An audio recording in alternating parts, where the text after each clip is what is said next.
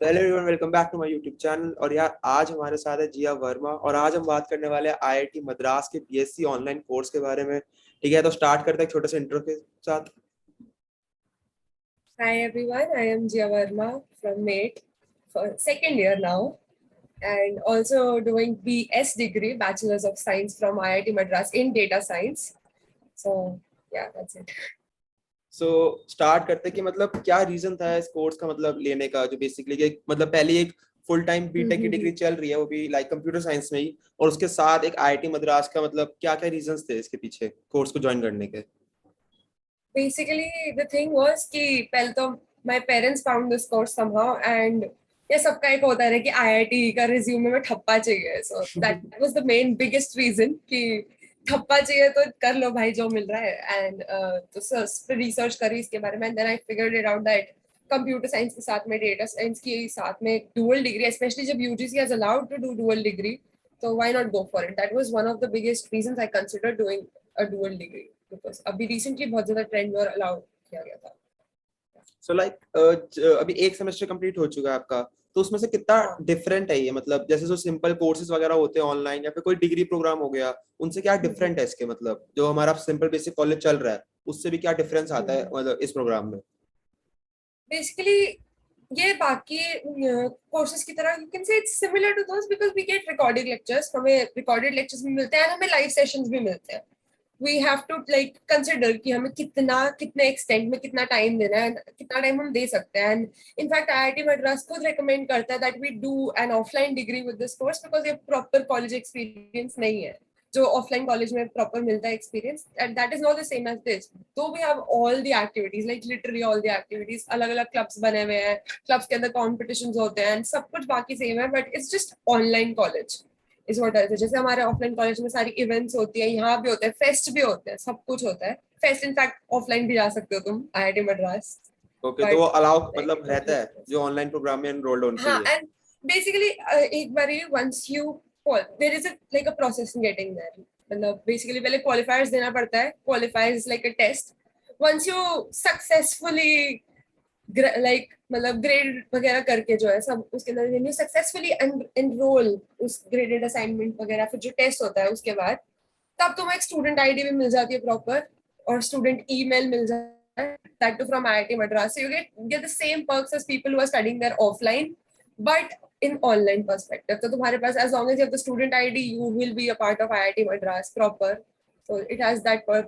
You feel like you are a part of an institute. They never let you like feel हल्का सा कि नहीं है भाई या कुछ है, especially like Gmail पे they give you a separate Gmail ID and उसके ऊपर तुम्हारी रोज मेल्स आ ही रही होती है।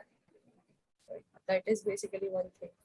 So like you talk about the societies and clubs वगैरह, तो उसके बारे में थोड़ा सा हाँ। और ब्रीफ की, लाइक काइंड ऑफ क्या क्या क्लब्स रहते हैं? जैसे अगर एक सिंपल कॉलेज में पढ़ते तो उसमें थोड़ी बहुत टेक सोसाइटीज रहती है, थोड़ी ड्रामेटिक्स क्लब्स रहते हैं एंड सो ऑन, तो इसमें कैसे कैसे काइंड ऑफ क्लब्स रहते हैं?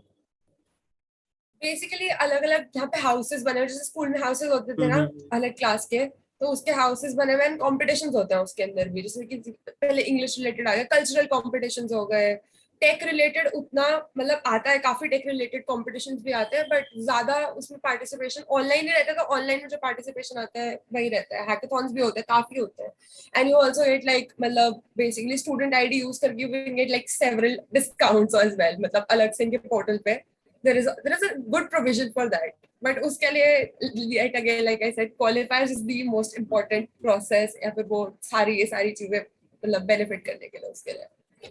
yeah, societies as far as concerned, societies अभी ऑनलाइन में उतनी ज्यादा डेवलप नहीं हुआ। एक फोरम बन जाता है, पर्टिकुलर फोरम बन जाता है, उस फोरम से व्हाट्सएप ग्रुप बन जाता है and then you can go for that. जैसे भी पीछे इलेक्शंस भी हुए थे कि हाउस लीडर के लिए इलेक्शन की कौन कौन क्या बनेगा या फिर कुछ है, तो उसके अंदर भी काफी मतलब टीडियस प्रोसेस रहता है। They don't let you you know feel like कि तुम्हारे पास कुछ करने के लिए नहीं है, you will always have something to do if you are a part of IIT Madras. So like kind of interactive रहता है ओवरऑल, सिर्फ ये नहीं है कि सिर्फ काफी। कोर्स चल रहा है, बाकी क्लब्स वगैरह भी है, like kind of a college ही हाँ पूरा हाँ सब एनवायरनमेंट कुछ। है। हम्म। ग्रेट। सो लाइक अभी अभी नया कोर्स स्टार्ट हुआ है, तो प्लेसमेंट का भी इतना तो कुछ होगा नहीं, बट अगर थोड़ा बहुत बेसिक आइडिया हो, मतलब एक आधा बैच के बारे में कि क्या रहा है प्लेसमेंट का? अभी प्लेसमेंट्स का actually basically this course is for anyone from any age, तो even placed people are doing this course, तो जिनको ओके। प्लेसमेंट की जरूरत है they can definitely go for it, but except for that, like people who are in their 30s are also doing the same course just for the sake of, you know, doing a side thing or a hobby or maybe learning new, because data science is a field which is like growing, and it gives you like that content or that, you know, the gist of technology that is being going on. As far as the course की placements are concerned from the college, yes, there is a placement support and placement मिलती भी है लोगों को, but उसके ऊपर अभी उतनी डिटेल्स नहीं है क्योंकि इनका जो लास्ट बैच था वो भी पास आउट हो रहा है एंड प्लेसमेंट्स अभी होंगे प्रॉपर, तो उस पे एज सच बहुत ज्यादा डिटेल नहीं है, बट या I think IIT Madras है, so you can actually expect something, right? Because of the name tag itself. Yeah, for sure. Like, and also you are talking about like qualifier exam. तो उसका क्या मतलब procedure वगैरह रहता है? हाँ, basically qualifier exam is like once you register your documents and everything, you log in into that IIT Madras की normal website, you sign in, you register for the qualifiers itself. Qualifiers are like basically 3 months के term का होता है, 3 to 4 months का जो term होता है उसमें होता है, जैसे पहले मई में हुआ, देन सितंबर में होगा एंड देन जनवरी में होगा. So these are like the qualifiers जो चलते रहते हैं, एंड क्वालिफायर्स में basically they ask you to study for 4 weeks and do 4 graded assignments. Basically 1 graded assignment proper करना पड़ता है, and graded assignment में जितने like you have to score 40% above in that graded assignment to qualify for the qualifiers. A little tedious, but then it's IIT Madras, you know, it's worth it in the end. And उसी qualifiers में they ask you for the same things that you've been taught for the 4 weeks. जो 4 weeks के lectures videos होंगे उसके अंदर जो किया उसी का ही test होगा. And level ठीक है, I won't say it's like the level which is मतलब ठीक है, level अच्छा level है. I won't say it's the easiest, I won't say it's the toughest. पढ़ोगे तो हो जाएगा. Like if you compare it with JEE Main and JEE Advanced, then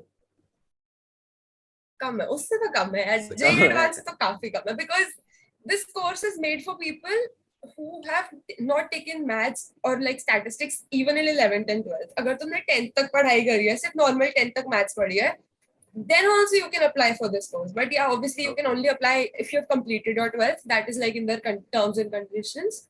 बाकी this is like कि 10th तक की maths पढ़ी है तो तुम्हें कोई tension लेने की जरूरत नहीं है. You will be able to do it. Okay. So like you are talking about the graded assignment. उसमें 40% तक minimum चाहिए for like eligibility for the qualifier examination. So उसका भी level जैसे JEE Advanced है तो आपने कहा कि कम होता है, तो JEE Main से अगर मैं compare करूँ काफी कम.